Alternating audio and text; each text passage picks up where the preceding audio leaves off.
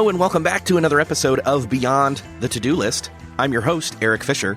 This is the show where I talk to the people behind the productivity. This week I'm talking with Scott Gerber, co-author of the new book, Super Connector: Stop Networking and Start Building Business Relationships That Matter. And as you could guess, the whole premise and the whole topic of this conversation is about networking.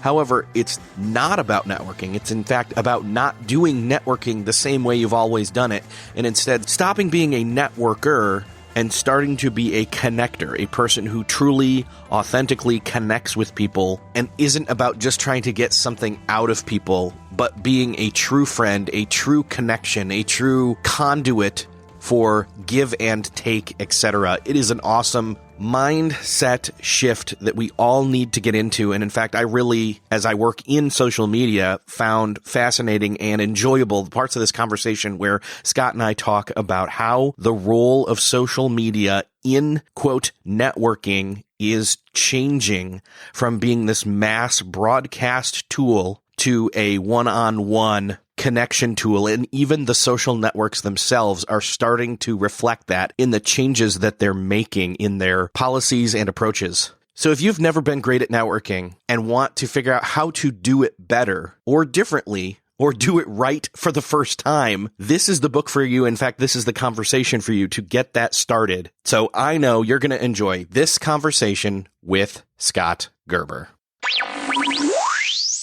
Well, this week, it is my privilege to welcome to the show Scott Gerber. Scott, welcome to the show. Thanks much for having me. So you have come out with a book that I didn't know I needed. I thought I was pretty good at this. It's networking, but in fact, you're saying stop networking. It's called Super Connector: Stop Networking and Start Building Business Relationships That Matter. And my thought here is I thought networking was a good thing. And so why do you see a difference between, quote, networking and relationship building? Yep, absolutely. So, Eric, I'm going to ask you a question. When's the last time you had something really good to say about a networker you met? You know what? I don't know that I can give you a good answer to that without like outing people as bad business people. And there you go.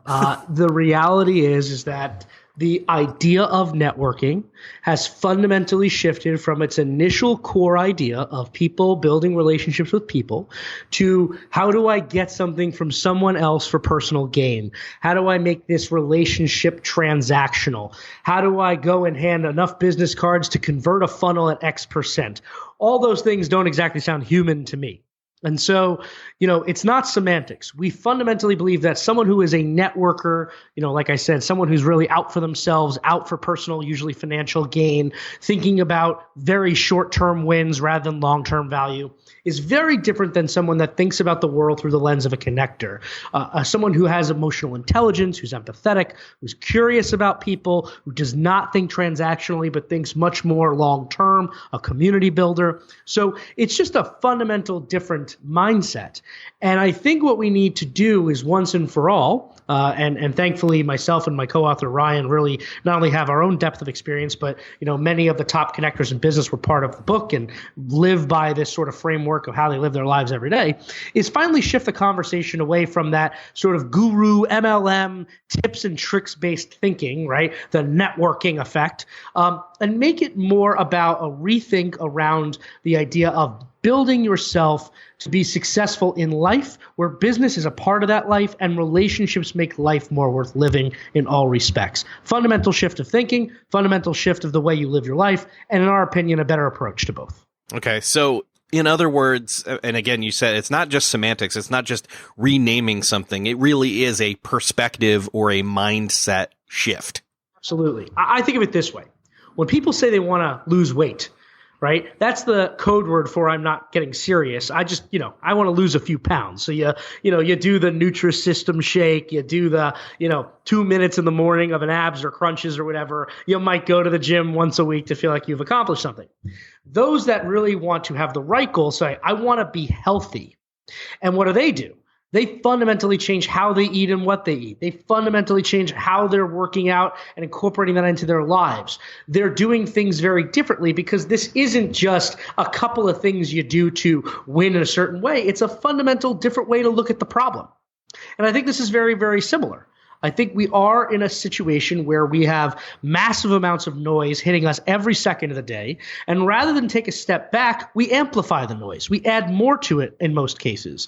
And what's very funny to me, Eric, is that finally the noise makers or the platforms that have allowed for the noise are starting to see, and this is, in my opinion, the beginning of a cultural shift, are starting to see that that noise has now taken them off course of what their initial goals were. So you look at Facebook recently. Fundamentally changed the entire algorithm based on one core thing. Hey, there's too much freaking brand content and nonsense on our platform. We can't have human conversations and connections anymore. So we're just going to remove that and, go back to our original goals of building deeper relationships. That changed industries overnight. Yet at its core, all it said was, yeah, we really need to be more human again. Right. And that's what that's about. That's the way the world is going, because those with power, those that want to keep power, those that are successful understand one fundamental truth. They don't want to be in the crowded room. They want to be at the head of the intimate table. There's a different setting, a different environment, a different set of goals, a different entire purview in how you look at the world in that fundamental statement. And I think you're going to start seeing a lot of these others follow suit. So now is the moment for you to take that step back and realize this is happening for a reason, and not just fall in line trying to figure out the next way to hack the system to make the old way still work. It's to actually say, hold on, did the old system actually work, or was I just a cog in a machine? And now I have the chance to actually be a smarter, more authentic relationship builder in my own way that actually will generate a longer-term community with longer-term value for me and those in it. I want to come back to social media in a second, but you mentioned these old ways, and I want to talk about that for a second. So what about the, quote, like old world of networking do you think still worked, or what can we take from that old world and spin it and use it for good in the new world? Let's use a conference. I think that's like the perfect example. Sure. So today you have conferences that basically sometimes are in the hundreds or thousands of people. Now, I don't know about you, but I don't know many people that get a lot of value out of being in a room with 1,000 people. And so what you see is a lot of connectors, and this is something we do internally at one of our portfolio communities, YEC, Young Entrepreneur Council, is we know that people, specifically professionals, are going to go to these things because they have to, right? For work, their boss tells them to go. In the industry, they need a break from their day-to-day lives, so they figure this is a vacation, whatever their reasons. You go to the conference, and the best connectors, what they'll do is weeks before that, they will identify all of the key stakeholders, influencers, people they absolutely want to meet, that if they could curate what we call an oasis, a private get-together, of people that are already in that location, that live in the area where the conference is, that are exceptional, plus people coming from out of town to attend the conference that are equally exceptional, amazing people, criteria that you've put in place, whatever that might be. Maybe it's, you want only tech investors. Maybe you want something more authoritative like, the leaders of other groups.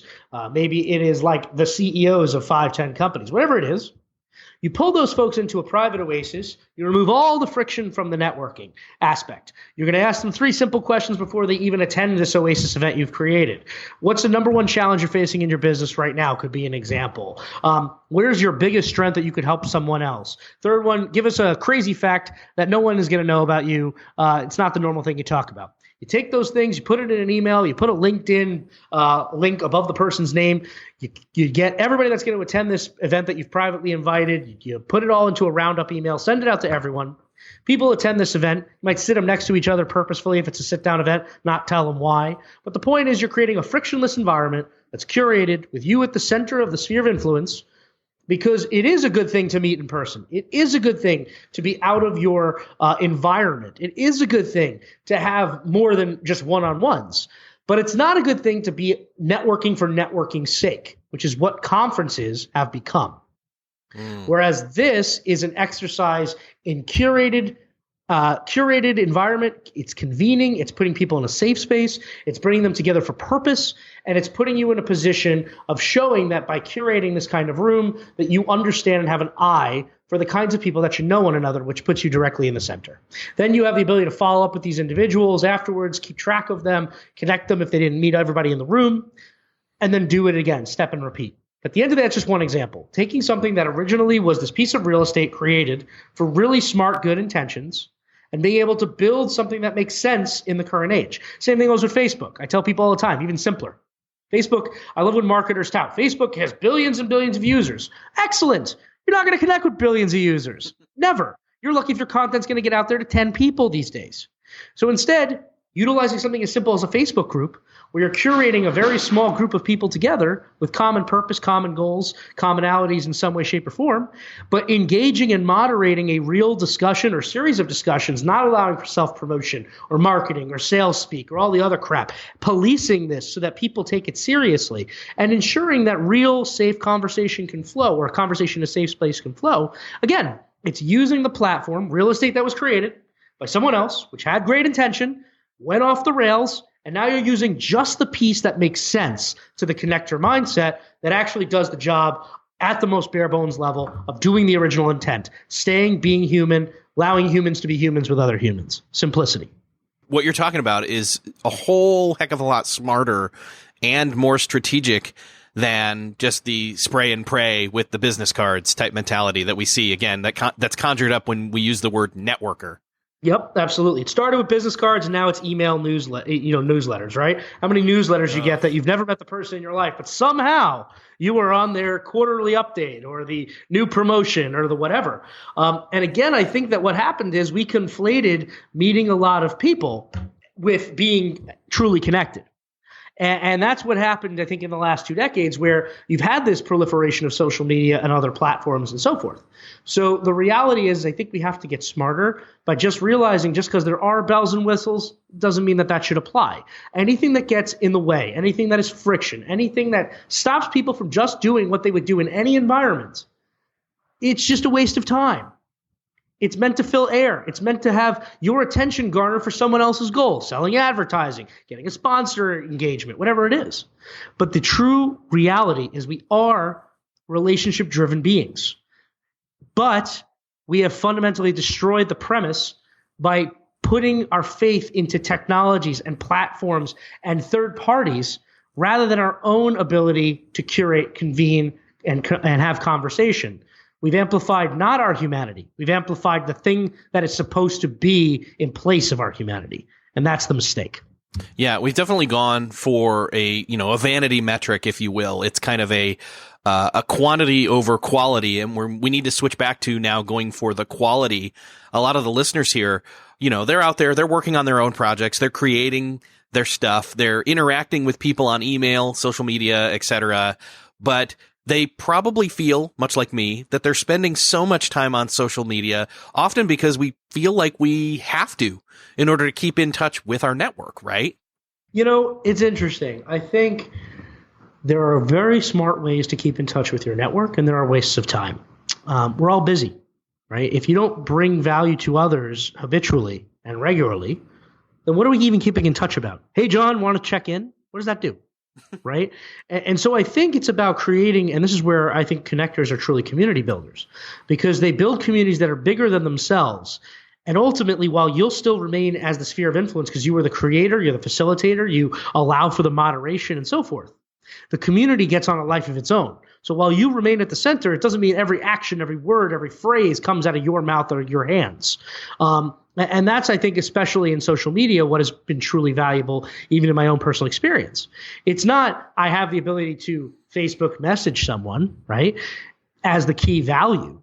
The key value is that I've created with my partner a smart series of groups that then make it much easier upon those groups doing what they should do, which is consistently creating value amongst the constituency, that I have direct access to everyone in the group when I want to reach out specifically based on something that was said or heard or value I can create as a result of a thread that was created. It allows me for the instantaneous serendipity communication, but it's not the gamified way of saying, oh, how do I use this tool to convert X amount of my, dormant ties into really strong ties? How do I turn these 10 people from Facebook forums or ads, or pages into, like ad conversions? I got to ask this, though, because I keep thinking of scaling. When I think of the amount of connections that I have across all the social media networks, I just think, I don't scale that way. Like, you've heard probably of Dunbar's number, the 150, Yep. That basically you can only really know 150 people. Well, it's not that you should only ever know 150 people. It's that people come and go. Sometimes you have more contact with some versus others. And sometimes, those people are going to be more important in your life in a role in this season, but maybe not so much later on. Mm-hmm. So, mm-hmm. So I say that super connectors, what we found in the book and in our years of really studying these kinds of folks, is they are incredibly good, not at hacking relationship building time, but at hacking their own time to create more relationship building time. And so what do I mean by that? We have some connectors that have built entire hardcore Excel spreadsheets that literally rate every single person in their network in 10 different ways, allow for contextual analysis, and basically now, because of the idea that you can basically be connected to any kind of digital document on demand, have a database that no one else has, not even a simple contacts app. This is like their own massive creation. Then you have certain other people that simply put in their contacts app in their phone, like myself, put a couple bullets after every conversation you have. So you always know what the last thing you talked about was. What was something unique or insightful that came out of that? Something beyond the LinkedIn bona fides. Because I believe I was told by a mentor early in life, it's in the book, in the epilogue, and I wish I was smart enough to know what she said then, but it took me years to really understand how powerful what she said was. She said, real relationships take real time, and you can't cheat real time. I've since amended that to say you can only cheat your own so that you can build stronger relationships in the time you make for yourself. So like another perfect example, and this one I think would go well with your audience. How many times have you been asked, hey, want to go get a cup of coffee? Love to meet you. Something as simple as that, right? Yeah. We found that a lot of connectors will take simple things like that. And first and foremost, they'll say no. More times than not, connectors say no before yes, because you can't be a giver for everyone. If you look at things like Adam Grant's triangle of givers being on the top and bottom of the success and failure triangle, there's a reason that the ones who are at the top, and that's because they prioritize their success over just being generous to everyone, because if you're generous without a cause, you can't prioritize your own success, therefore you're not successful, therefore in the long term you'll fail. But what they do is they'll say, maybe there are 10 people who've asked me that question this month that I do want to take a shot at building a relationship with, or that I want to catch up with. But again, going back to the convener and community mindset, instead of it being 1 hour one-on-one, they'll reach out to all 10 people they had interest in, say, hey, I'm going to this place at this time. I've invited X number of other people. For an hour, we're going to all hang out. Why don't you come out? And now you can hear other people's conversations. You can hear context. You can extract more value from the point of context that will help you to determine who you should invest your time in, right? And the value by which you can create for others and invest that time longer term with, but you've only taken an hour. So these are just a couple of examples to give you a sense of how connectors think about the world. At the end of the day, there is no possible way to deeply know hundreds of people. And that's why we say the most important thing you can do is have an incredibly deep inner circle. These are the people in your life that are just the untouchables. They're there for you in good times and bad. If things were really horrible, they're not going to just type you, oh, I'm sorry, on a Facebook message. Then it doesn't matter what they're doing, where in the world, you call them, they get back to you instantly, right? That's the level. And the reason that an inner circle is important is because everybody in your inner circle, if they're smart, and likely they are if they're in your inner circle, they also have an inner circle. And then those folks have an inner circle. So by definition, you're actually connected to a lot more people in a more relevant way with someone who would be your best advocate to make an introduction, to build a deeper relationship, because you've put the time in the original stages. When it gets to these social networks, yes, there might be a favor you need at some point or value you like to create. So, the people you associate with, the power you've created for others through community building or content creation or whatever it is, like you as a podcaster, you might have relationships with thousands of people, but you still would have those deeper relationships with a handful. But yet, because of those deeper relationships with the handful, because of the content you've constantly created, because of the association you've created for yourself, you have the ability to take those dormant ties and reinvigorate them because of all the constant giving of your time and content that you've created for those audiences. So you don't have to stay on top of them, but you do have to stay on top of those that matter the most, because that's going to be the ones that help you. But that's the kind of concept I think that most connectors live by. Yeah, that makes sense to me. Because I just know, having the thousands of people that listen to this show, I can't connect with every single one of them, though, if they reach out, I definitely respond to all the emails, as makes sense according to my my timetables and my email checking. But, having my inner circle and growing that and always growing that stronger over time, that seems manageable to me. That seems doable. We just got to go deeper, not wider. Yeah. I think social networks are trying to get our attention to sell advertising against our time. And that's why they want us to be as spread as possible. That's why it's not Dunbar's number. Obviously, that's the max number of friends you can have on Facebook. It's 5,000 because, you have to always know, and as they do, that at different times they want different people in the algorithm, because at different times, like you said, people might end up in season 1 versus season 2 of your life, and they don't want you to be closed off because they need you still, getting water from the spout. But that's, again, someone else's real estate, someone else's game. And so I encourage people to build your own framework using proven methodologies.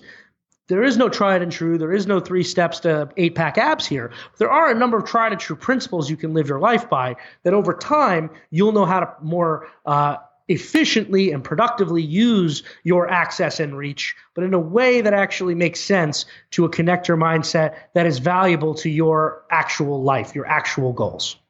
One of the things that I think is kind of illuminating from the book is the ability to identify which type of connector you are, because being able to know if you're a thinker or an enabler or even a connection executor is going to help you lean into that strength a little bit more. Yeah, we talk about the fact that connectors need to be very self-aware individuals. They need to know where their strengths, where their weaknesses are, and they also need to know how they're perceived externally. But in this case, like for example, I am a thinker. My partner is a doer. I mean, that's just the way that it's always worked, right? He's the guy that gets it done. I'm the guy that comes up with the plan. We meet in the middle at the third point of how the execution will work from a managerial point of view. But you need to do that, because I like to joke and say that if I was running our business, to quote, Chris Farley from Saturday Night Live a couple decades ago, we'd be living in a van down by the river eating a steady diet of government cheese. It's not my skill set. And so there comes a point where you have to, as a smart connector, in order to find anchors or super connectors that can help fill your weaknesses, or if you're an extrovert, as I am, and Ryan in this case is an introvert, we can use one another's learnings and teachings and lessons to better one another by knowing where our weaknesses and strengths lie and being very open and honest about that. I think that there are many things that Ryan has bestowed on me from a point of self-awareness that have helped me to become a better connector. Again, the typical, extrovert, if you had to put a caricature to it before, this interview, I would imagine most people think it's the guy that walks into the 5,000 person conference, walks out with 4,000 business cards and 3,000 new best friends. Like, that's sort of the idea. The reality is that the best extroverts actually that we've found that are connectors actually exemplify the best traits of introverts, which is to, again, build oasis offsite, not to just meet anybody and their mother, but to be selective, to put thought and research into their ways in which they're building upon their network versus just trying to, do a million LinkedIn introductions, being more intimate one-on-one. Whereas if you look at the introvert point of view, people that literally would be the ones, again, the caricature would be they're standing in the corner by themselves at the large events, or not even making it to the conference because they're having a panic attack in the parking lot. You look at that and you say extroverts can rub off on them by being able to find ways to speak up and not always be the ones to listen, by finding ways to lead conversations, but just leading conversations in the intimate way they're used to. So there's a lot of give and take. And it does start with knowing the kinds of connector you are and the kinds of traits you exhibit, and where are your definitive no's and yeses, what can you overcome and what you can't, what's innate, what's teachable, and then improving or finding those that can fill those voids, fill those gaps, become connectors to other circles that bring you in a comfortable way, where you can actually create positive impact and value, but doing so in a way you're comfortable in executing against. Well, and I can even think of the fact that collaborating with somebody who is an extrovert or an introvert, or basically the opposite of you, especially if they're in your close circle, that they're going to be able to do something that you can't, and vice versa. Yeah, nobody can do everything. Despite what many young entrepreneurs think today, it is not a team of one. It never is, and building relationships is no different. I think there are times when certain kinds of people are put off by the opposite of extrovert, or their opposite being an introvert, because they don't know, as the extrovert, how to deal with an introvert. And so they avoid it because it's weird to them. It doesn't feel right. In the same way that an introvert just can't muster sometimes up the energy to deal with an extrovert, or will get the wrong impression of an extrovert because simply put of how they put themselves out into the world. Now, in both cases, it might be the right move, but also in both cases, it might lead to a miss of a fantastic relationship that could be built upon a real foundation and have long-term mutual value. But people don't put themselves out there like that because they're too worried, too scared, or frankly, not curious enough to go beyond the surface level of understanding of the other individual because they're put off by something. I would advise you to have your, reverse interpreter, if you will. That's what Ryan is to me. That's what I am to Ryan in a lot of ways. I mean, I've been in situations where people get the wrong impression of me because here I am, New York born and bred type A, going to say like the Midwest, and sometimes people don't know what to make of me. After talks, people won't come up to me because they're like terrified. I think I'm going to rip their head off, right? And that's just the nature of being able to have that, introvert interpreter. That's like, no, he totally understands you. He's totally able to listen, but you do have to engage in some way. And I'm thinking through all of this conversation in the context of true, altruistic relationship building, that it's not about building the relationship or creating the relationship under the guise of what can I get out of it, even though, again, relationships are going to give you something good, but you're also going to be giving something good as well. I mean, it's not really a relationship if both aren't benefiting, right? Yeah. You want to be habitually generous, but not without a cause. I sort of go back to what I said about, Adam Grant's triangle, where the top was highly successful achievers, the bottom were failures, and givers were both on the top and the bottom of that triangle. And the reason being is that when you give without a cause, you have no direction. You yourself are not prioritizing your success. Therefore, you're giving to parts of networks or so forth. That's really a time waste or a time suck, or people that aren't ready for the help to actually be efficient. Whereas those that are on the top know their goals. They're going to surround themselves with the right people. Again, I might get my head chewed off for this. We talk about it in the book.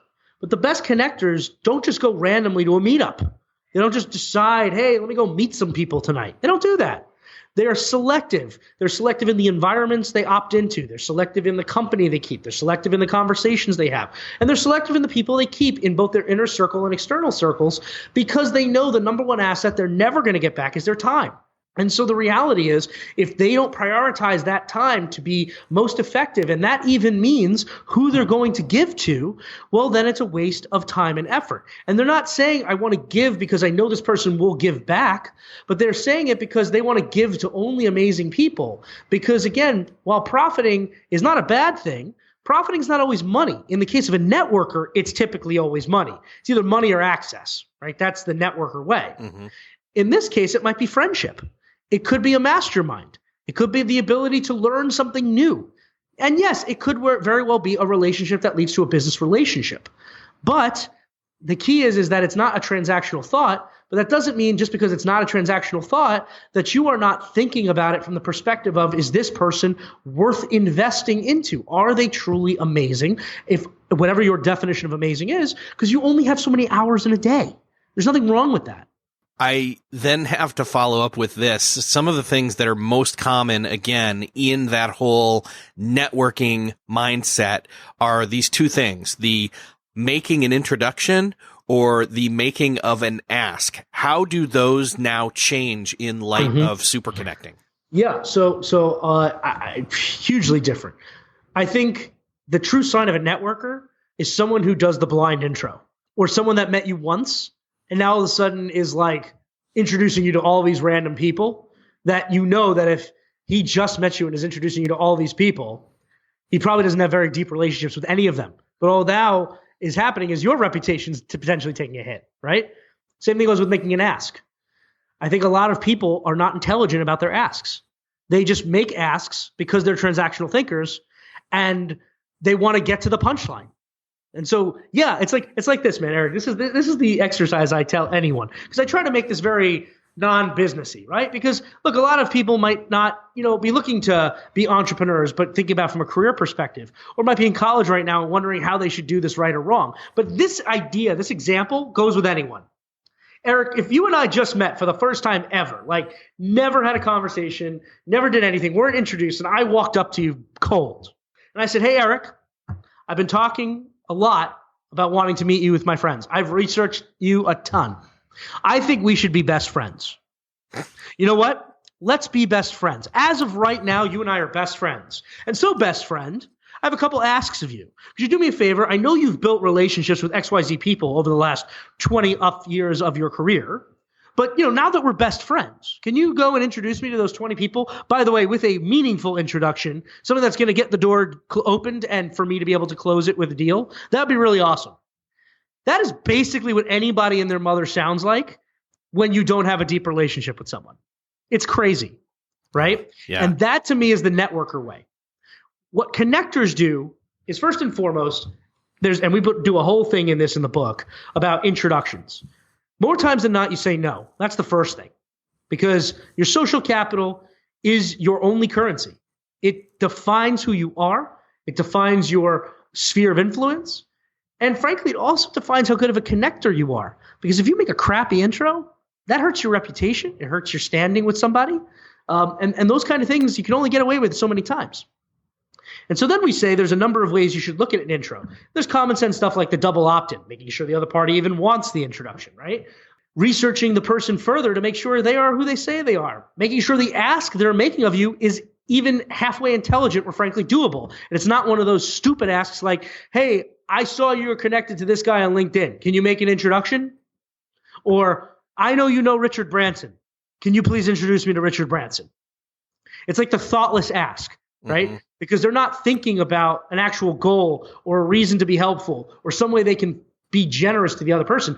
Or they're going with what they perceive to be the egotism's decision of that's someone I've heard of or know, so that's the clear ask for me to make, right? On the smart ask side, connectors don't always make their ask right away. They ask for help to determine what their ask even is. I get more people asking me all the time to introduce them to the wrong person, and so I don't do it. If they just simply said, "Hey, Scott, look, this is my challenge I'm having right now. I'm looking to meet someone who can help me solve this challenge, but I'm not quite sure yet if I'm dissecting my challenge deep enough." Okay, cool. Tell me a little bit about it. And then maybe they give me some bullets and we have some back and forth conversation. What this is actually doing is in talking to me and diagnosing what the ask could eventually be, either A, in my own way, I'm helping them solve the puzzle, which is helping me as the connector solve the puzzle to help them. Or if I am not able to be helpful, I've at least helped them to sort of be a bit of a Sherlock Holmes of discourse here to help them determine what that ask really is that they should actually end up asking someone. So maybe I can't help them with the end result, or maybe I can help them meet someone who likely has a better chance of helping them pursue the ask or the persons or resources associated with the ask, but it's a more thoughtful approach. It's not assuming you know the answer, you know the resource, you know the person you want, or you just looked me up 25 minutes, looked at my Facebook, saw who I knew, and made a determination like that guy's my target, right? It's a more thoughtful approach to being smart. How you ask, who you ask, and what you're asking, why you're asking, and most importantly, ensuring that you have the depth of relationship to make the ask in the first place. And these are the kinds of things I think that networkers totally and fundamentally miss, because they're trying to hit every single free throw every single time, or any basketball from anywhere on the court every minute, even though they're not even on the JV squad. They're lucky they're on the practice squad, and they simply don't realize they're never making it to the varsity team. Yeah, they're looking for shortcuts, and as we all know, like, shortcuts can maybe get you there, but you miss out on the actual, like, true quality, which in this case is the true quality of having an actual relationship, which, by the way, that whole conversation that you just went through, like, that doesn't exist. It doesn't happen if an existing, real, true, authentic, and many other words I could throw out there, actual relationship is not already in place. And again, even if there's not an actual connection to be made with an introduction or an ask, like, at least it's still a sounding board. It's a friend, in other words. Yep, absolutely. Good. People got to stop assuming and start listening, and then start interpreting and taking things in, just slowing down. You know, I think that people assume that if they have a networker mentality and it's working, and let me define what working is so we're clear, where they get a sales milestone hit that month, they assume that's working because they hit their goal. What they're not realizing is, let's say the goal was 5 new pieces of business, right? What they're not realizing is, for every 5 pieces of business that they somehow secured, there's 95 people that would love to see this person bound, gagged, thrown in the back of a truck, and ending up in another country, right? Because they want nothing to do with that person ever again. That person has so destroyed any potential of opening ever again those 95 doors, or anyone associated with the people behind those 95 doors. But they hit the short-term goal, so they repeat because they don't care. Don't be that person. Don't be that guy. It does not work in the long term. And especially in a day and age where all it takes is me putting your name into Google to get a real good sense of what you are and who you are, and how easy it is for everyone to be a content publisher today on anything from a LinkedIn to a Yelp to a Facebook page to a Medium post to whatever. Don't be that guy. It will catch up with you, and they will find out, and they will put it on page 1 of Google, and you'll be screwed, because now that 5 will become 4. The 4 will become 3, and 3 will go to 1. And now you got to dig yourself back out, and almost like Mel Gibson or any of these other stars that do something horribly stupid, it puts you into a bad cycle, puts you into a really bad zone, and you don't have to be there in the first place if you're just freaking human. Yeah, if we stop trying to hack the system and actually be human, and be human to other humans, and have these relationships. And again, I can boil it all down into that simplistic of a few sentences, but there's so much more to it. I really think people need to dive into the book. In fact, let's direct people to that. Do you have any kind of specific place that's best for you, like for people to get it from? Yep, absolutely. Sweet. Well, you can get it anywhere books are sold: Amazon, Barnes & Noble, 800 CEO Read, and so forth. Or you can go to superconnectorbook.com. You can take a look at what some people have said about the book, a bunch of the press the book has gotten, read a little bit more, free chapters there as well. See if this is something for you. But I highly encourage you to take a look, and sincerely appreciate anybody out there that reads it to help spread the word about really smart connectors and sort of help people stop the networking madness. Awesome. Scott, thank you so much for talking with us on this subject today. I think you've opened a lot of people's eyes, and much like reading the book, this conversation helped to drive some of that home for me as well. So thank you. My pleasure. Thanks for having me. So I'm curious to see how your perspective on networking has changed even just a little bit from hearing this conversation. I know that I have got to do a way better job than I do on this. I have a lot of close friends or close connections that I don't necessarily keep up with or keep in touch with or have a solid ongoing connection with, and I need to fix that. I have a very, very, very small inner circle, or two. I have 2 very, very small close inner circles, but I know that I need to, even with those people, get things more into a I don't know. In other words, I need to optimize my time so that I have more connection time as well. So I come to you speaking as someone who is learning through this process also. But again, the book is great. You can get it by going through the link at the show notes, which you can find at beyondthetodolist.com/219. Again, if you're in the same position as me where you need to get better at this, or you know other people who need to get better at this, maybe they're some of your close connections, share this with them. Again, show notes, beyondthetodolist.com/219. Share it with those people. And thank you for listening, and I will see you next episode.